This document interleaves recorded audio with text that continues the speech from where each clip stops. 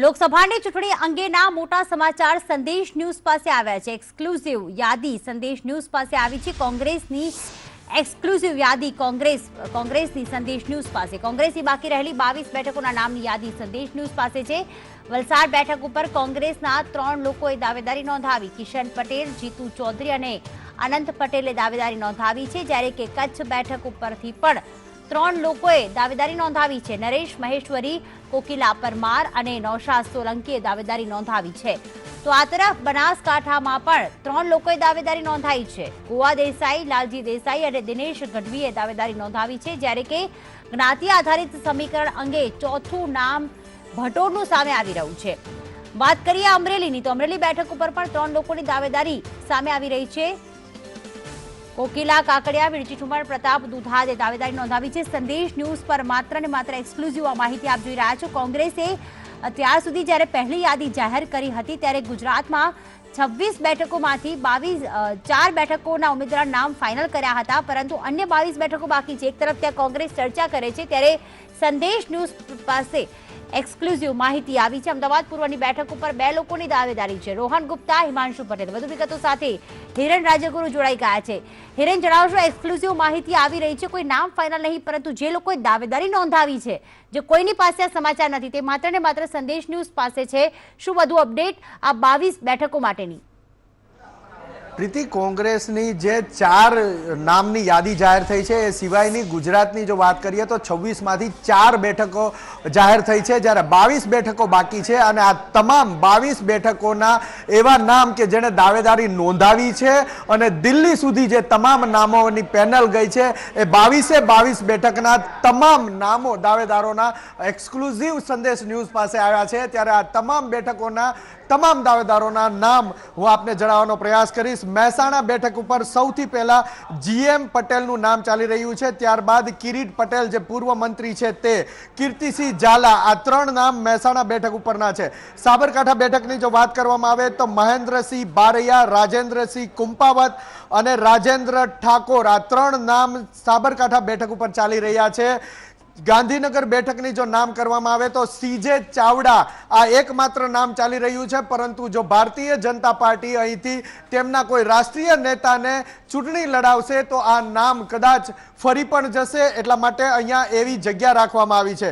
બીજી તરફ સુરેન્દ્રનગર બેઠકની જો વાત કરવામાં આવે તો સુરેન્દ્રનગર બેઠક ઉપર કોંગ્રેસના દાવેદાર છે સોમાભાઈ પટેલ, લાલજી મેર, ઋત્વિક મકવાણા અને કલ્પના મકવાણા, કે જે જિલ્લા પંચાયતના પ્રમુખ પણ છે અને ઋત્વિક મકવાણાના સંબંધી પણ થાય છે। આ ઉપરાંત રાજકોટની જો વાત કરવામાં આવે તો લલિત કગથરા, ઉર્વશી પટેલ મહિલા તરીકે, હેમાંગ વસાવડા, હિતેશ વોરાના નામ ચાલી રહ્યા છે।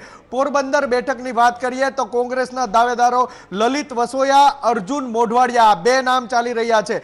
જામનગર બેઠકની જો વાત કરવામાં આવે તો મુળુ કંડોરિયા અને હેમંત ખાવા, આ નામ ચાલી રહ્યા છે। જુનાગઢ બેઠકની જો વાત કરવામાં આવે તો જુનાગઢ બેઠક ઉપર પુંજાભાઈ વંશ, જલપા ચુડાસમા, ફરી એક વખત મહિલા ઉમેદવારનું નામ ચાલી રહ્યું છે। અહીંયા મહિલા દાવેદારનું હીરાભાઈ જાટવા અને બાબુ વાજા, આ નામ ચાલી રહ્યા છે જુનાગઢ બેઠક ઉપર। વલસાડ બેઠકની જો વાત કરવામાં આવે તો વલસાડ બેઠક ઉપર કિશન પટેલ એક્સ એમપી છે, જીતુ ચૌધરી એમએલએ છે અને અનંત પટેલ એ પણ એમએલએ છે।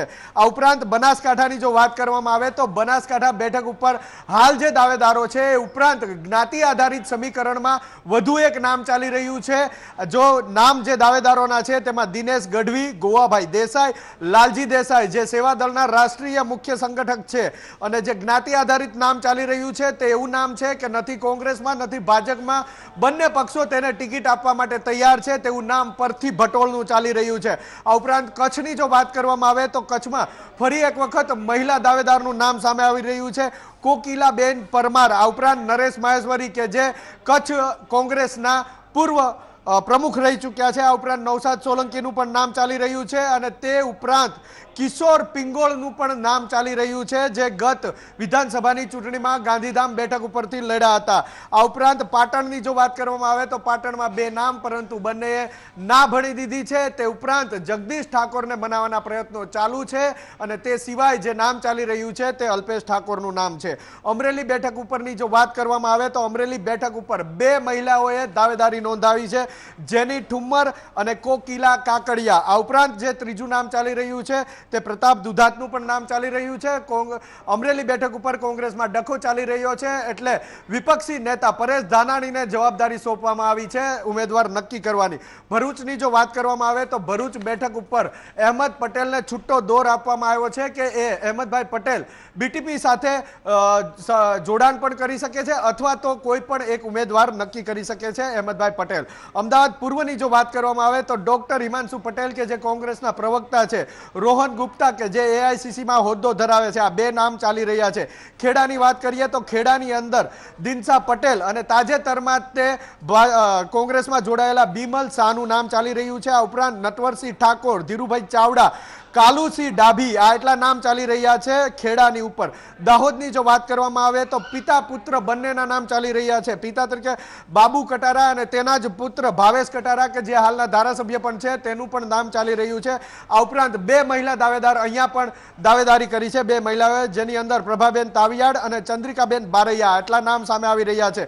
નવસારીની વાત કરવામાં આવે તો ધર્મેશ પટેલ, રવિન્દ્ર પાટીલ અને થારાચંદ કારટ, આટલા નામ ચાલી રહ્યા છે. આ ઉપરાંત જો બેઠકની વાત કરવામાં આવે તો ભાવનગર બેઠકની વાત કરીએ તો ભાવનગર બેઠકની અંદર 3 દાવેદાર છે, જેની અંદર નાનુભાઈ વાલાણી, કરસન વેગડ અને ભીખાભાઈ જાજડિયા, આ નામ ચાલી રહ્યા છે. અને છેલ્લી સુરત બેઠકની જો નામ વાત કરવામાં આવે તો સુરત બેઠક ઉપર પણ 3 દાવેદારો છે અને તેની અંદર છે ઘનશ્યામભાઈ લાખાણી, ચેતન પટેલ અને પપ્પન તોગડિયા કે જે વિપક્ષી નેતા પણ સુરતની અંદર છે. તમામ એક્સક્લુઝિવ નામો કે જે ગુજરાત પ્રદેશ કોંગ્રેસ દ્વારા દિલ્હી હાઈકમાન્ડને આપવામાં આવ્યા છે. બાકી રહેતી 22 બેઠક માટે ક્યાંક જ્ઞાતિ આધારિત સમીકરણ હજી ગોઠવાઈ રહ્યું છે, ક્યાંક ડખો ચાલી રહ્યો છે, જેના કારણે ફાઇનલાઇઝ નથી થયું. પરંતુ સૌથી મોટા સમાચાર જે અત્યારે સંદેશ ન્યૂઝ પાસે આવી રહ્યા છે એ આજે સીઈસીની બેઠક મળવા જઈ રહી છે. કોંગ્રેસ ઇલેક્શન કમિટીની બેઠક આજે પણ મળશે, આવતીકાલે પણ મળશે અને આ બેઠકની અંદર મોટા ભાગના નામોની જાહેરાત પણ થાય તેવા હાલ જ સમાચાર મળી રહ્યા છે. દિલ્હીથી આ સમાચાર આવી રહ્યા છે કે કોંગ્રેસની સીઈસીની બેઠક આજે મળશે, આવતીકાલે મળશે અને આ બેઠકની અંદર મોટા ભાગના નામો જે છે, જે અત્યારે દાવેદાર તરીકે સંદેશ ન્યૂઝ પાસે એક્સક્લુઝિવ નામ છે, તે પૈકીના નામો જાહેર થઈ શકે છે આજે અથવા આવતીકાલે. ચોક્કસથી આભાર. વધુ અપડેટ માટે હિરેન આપના સંપર્કમાં રહીશું.